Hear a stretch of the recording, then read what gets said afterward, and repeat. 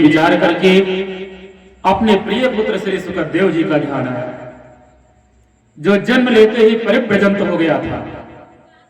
यम परिव्रजंतम मनुपेतम पेतकृत्यम द्वयपायनो विरह कातरया जुहाव।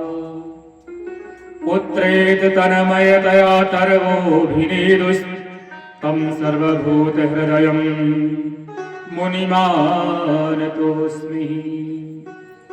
जो जन्म लेते ही परिव्रजंत हो गए, मैं ऐसे अपने पुत्र को कहां ढूंढता फिरूं, क्योंकि ये परमहंस संहिता है, तो किसी परमहंस को ही पढ़ाया जाए। शुकदेव जी का जब जन्म हुआ तो जन्म लेते ही परिव्रजंत हो गए। श्री व्यास जी पुत्र पुत्र कह के पुकार रहे हैं, बेटा। जंगलों से भी प्रतिध्वनि आती है, बेटा। ऐसा मालूम पड़ता है कि जैसे व्यास जी के साथ में जंगल के वृक्ष भी बिरही हो गए हों। आज अपने उस पुत्र को ये प्रिय ग्रंथ पढ़ाने के लिए अपने 2-4 शिष्यों को बुलाया और श्रीमद् भागवत के 4-6 श्लोक रटा दिए और कहने लगे कि जाकर के आप इस श्लोक को यत्र तत्र गाइए। शिष्यगण चल पड़े और इस श्लोकों का गुणगान करने लगे। एक उपवन के समीप पहुंच करके और बहुत ही सुंदर श्लोक शिष्य ने गुनगुनाया। इस श्लोक में भगवान के स्वरूप का वर्णन है। वराहावीढ़ं नडवरवपुः कर्णयो कर्णकारं बिभ्रदवाशः कनककपिशं वैजयन्तीं च मालाम् रन्ध्रारवेणुर्यधरसुधया पूर्णय गोपवृन्दैः वृन्दारण्यं शपदरमणम् आविशतगीतकीर्तिः। गिरिकंदरा में श्री सुखदेव जी भगवान के ध्यान में लीन थे और जैसे ही ये श्लोक उनके कान में पड़ा कि हमारे गोविंद जिनके कानों में सुंदर कुंडल विराजमान हैं, होठों पर मुरली है, कनक के समान कांति, गौचारण करने के पश्चात अपने कानों से ग्वाल बालों के द्वारा अपनी कीर्ति श्रवण करते हुए और वृंदावन में प्रवेश पा रहे हैं। श्री सुखदेव जी इस श्लोक के और इस स्वरूप के दीवाने हैं। सोचने लगे चल करके देखूं कौन इतना सुंदर है। मैं भी उसकी आभा प्रतिभा और छटा को देखूं। फिर अपने मन में सोचने लगे नहीं नहीं, जिसका स्वरूप इतना सुंदर है वो स्वभाव से भी इतना सरल होगा, इसका कुछ पता नहीं। स्वभाव के विषय में सोच करके संदेह होने लगा तो अपने मन को रोक लिया।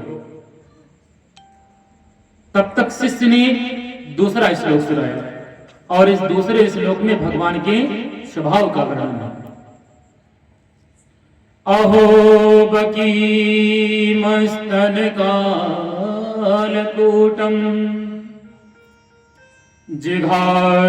जिघांशयापाय यद विषादभीम लेभे गतिं धात्रुचितं ततुण्डं कंबादयालुं शरणं गजे।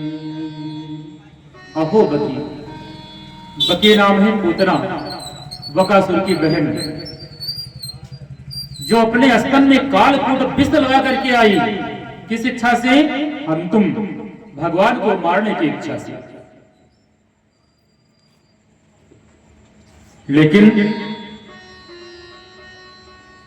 भगवान ने अपने मन में सोचा कि ये भले ही स्तन में कालकूट विष लगा करके आई है, लेकिन मुझे दूध पिलाने आई है, तो मेरे साथ तो इसने माता का काम किया ना, इसलिए भगवान ने उस अविद्या पूतना को भी माता के समान गति प्रदान की।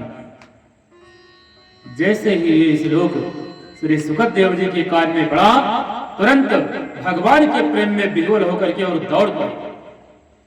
शिष्य उनसे कहने लगे, वाह भैया, आप और श्लोक सुनाइए। शिष्य गण कहने लगे कि देखिए गुरुदेव, हमें तो बस ये 2 ही श्लोक याद थे, और इसी तरह हमारे गुरुदेव जी के पास में 18,000 श्लोकों वाली परम संगीता है, इससे ज्यादा तो हमारे गुरुदेव सुना सकते हैं। अब उसी स्वरूप और श्लोक के दीवाने होकर के दौड़ पड़े और शिष्यों ने लाकर के व्यास जी से भेंट कराया। शुभ समय और अवसर पाकर के व्यास जी ने श्रीमद्भागवत श्री सुखदेव जी के सामने परोस दिया। तो देखिए, किसी भी चीज को, वस्तु को जब अपने इस अंतः स्थल में बैठाएंगे, देहात में लोग एक कहावत कहते हैं कि बात सोचे पर दिखाती है। तो कोई भी बात आप लोग या कोई भी विचार, कोई भी वस्तु जब अपने हृदय में धारण करेंगे कुछ समय तक, तब उसकी प्रतिभा मालूम पड़ेगी। उदाहरण के तौर पर समझिए, श्रीमद् भागवत रूपी जलेबी श्री व्यास जी ने बना करके तैयार कर दिया, लेकिन जलेबी खाने में आनंद कब आता है? जब कुछ समय तक उसको चाशनी में डुबोया जाए। तो जलेबी बनाकर और सेक करके तैयार कर दी और सुखदेव जी रूपी चाशनी में उसको डुबो दिया। और वैसे भी सुख नाम है तोता का, जिस फल में तोता की चोंच लगी हो, आंख मूंद करके उसको आप खा लेंगे, मीठा ही लगेगा। तोता बड़ा पारखी होता है। उसी प्रकार से श्री सुखदेव जी रूपी चाशनी में जब ये श्रीमद् भागवत रूपी जलेबी डुबोई गई, तो ये रस से लबालब भर गई और सुखदेव जी के माध्यम से फिर भक्तों को इसका आनंद प्राप्त होने लगा।